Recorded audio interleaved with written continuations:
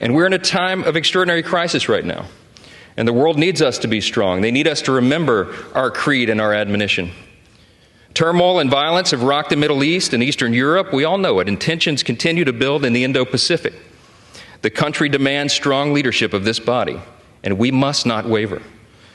Our nation's greatest ally in the Middle East is under attack. The first bill that I'm going to bring to this floor in just a little while will be in support of our dear friend Israel, and we're overdue in getting that done.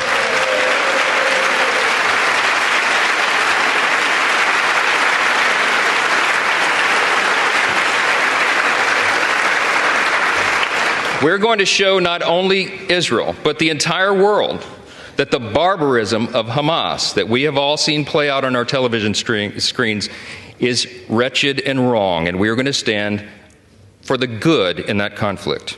We have a catastrophe at our southern border. The Senate and the White House can no longer ignore the problem. From Texas to New York, wave after wave of illegal migrants are stressing our communities to their breaking points. We know that our streets are being flooded with fentanyl, and all of our communities, children, and even adults are dying from it.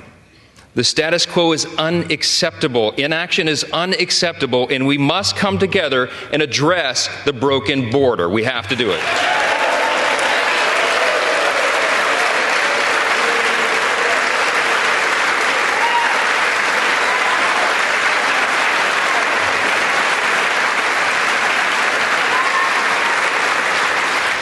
The skyrocketing cost of living is unsustainable, and Americans should not have to worry about how they're going to feed their family every week because they can't afford their groceries anymore. Everybody in this room should think about this. Here's the stats. Prices have increased over 17% in the last 2 years. Credit card interest rates are at the highest level in nearly 3 decades, and mortgage rates are now at a peak we haven't seen since 2001. We have to bring relief to the American people by reining in federal spending and bringing down inflation.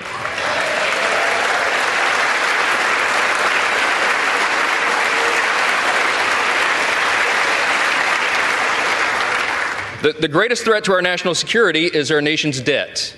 And while we've been sitting in this room, that's right, the debt has crossed almost $33.6 trillion. In the time that it's going to take me to deliver this speech, we'll go up another $20 million in debt. It's unsustainable. We have to get the country back on track. Now, we know this is not going to be an easy task, and tough decisions will have to be made.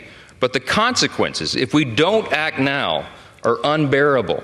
We have a duty to the American people to explain this to them so they understand it well. And we are going to establish a bipartisan debt commission to begin working on this crisis immediately.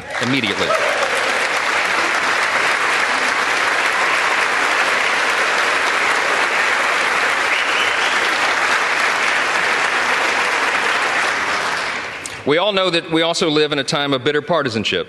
It was noted, and it's been on display here today, right? When our people are losing their faith in government, when they're losing sight of the principles that made us the greatest nation in the history of the world, I think we got to be mindful of that. We're going to fight. We're going to fight vigorously over our core principles because they're at odds a lot of times now in this modern era. We have to sacrifice sometimes our preferences because that's what's necessary in a legislative body. But we will defend our core principles to the end.